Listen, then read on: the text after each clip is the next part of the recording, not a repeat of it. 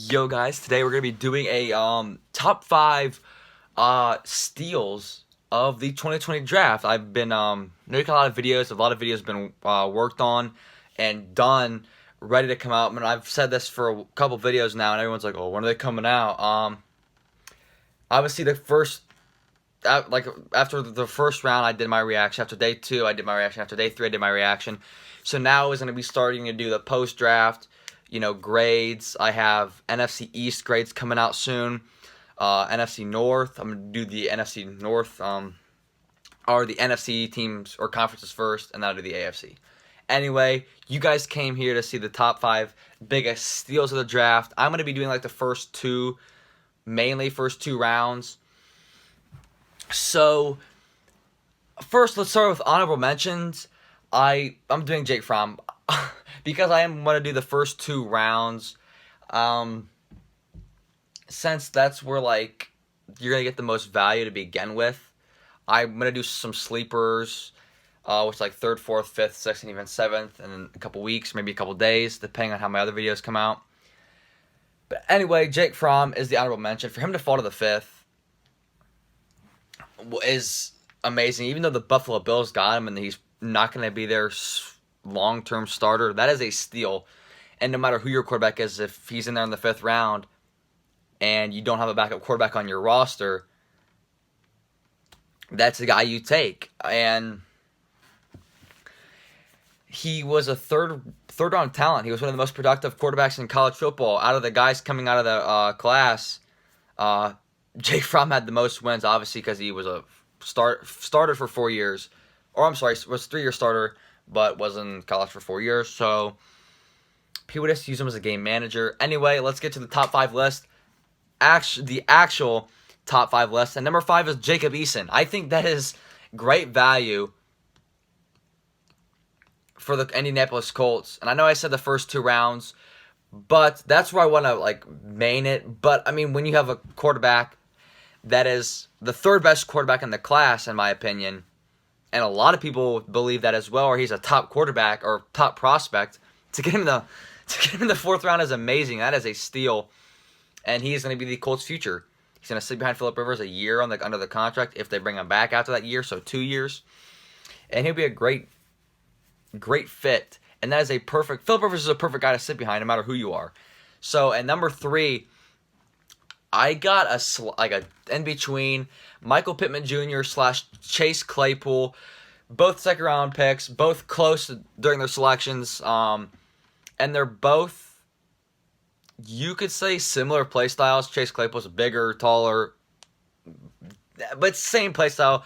Both possession guys, physical, can run up and down the field, but they're gonna get that catch. And I think those are, for them to fall to the second round. If it was any other draft, they would have been first round selections. This receiving class was so deep.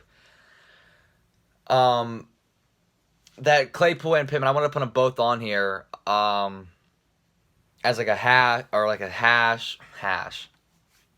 and half. Both are steals. I don't want to have 4 receivers and 4 quarterbacks, but for my top 5 steals, I had to put Chase Claypool, Michael Pittman in the same category, or same number 3. Number 2. Now, for number 2, I kind of had a blank out there. Just I don't know what happened, but I'm also gonna do like another half and half, because the DBs, I'm gonna go Dallas Cowboys, Trevon Diggs in the second round, and then the Browns with Grant Delpit. Grant Delpit was mid first round pick, potential, and he fell right to the Browns' lap. And then Trevon Diggs, first round potential as well, and he fell to the Cowboys. Grant Delpit plays a lot like the Browns safety who they just signed in Carl Joseph, and to have those two, they can both play in the box. That is just a great fit in the Cowboys. They needed a corner, fell them right in their lap.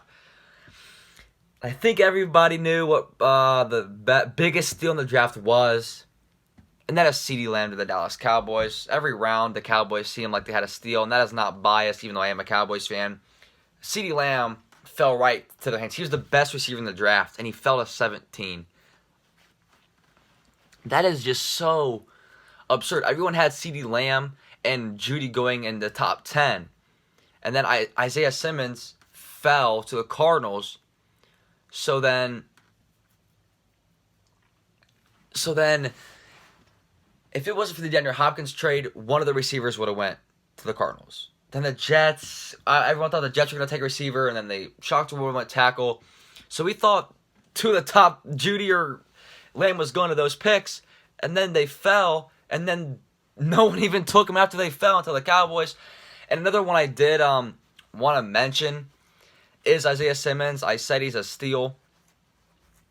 He fell to 8, but I don't want to say he was a steal because he addressed a team need and he didn't fall that hard. And the Cardinals, I think,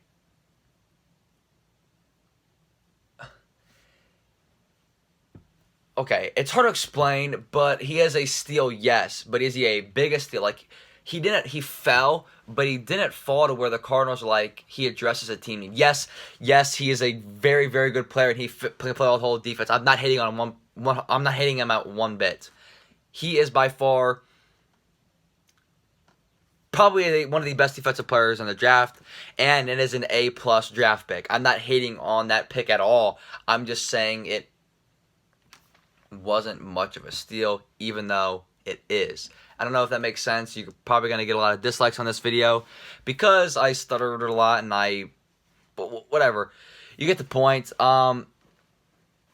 Yeah, CeeDee Lamb was the biggest steal of the draft. This video was terrible. Just go ahead and leave a dislike. That just shows you guys, yeah, this video sucked. As a content creator, I probably shouldn't upload it, but I am because I am trying to keep the streak up of uploading every single day. This is probably the worst video you guys are ever going to see. Thanks for watching.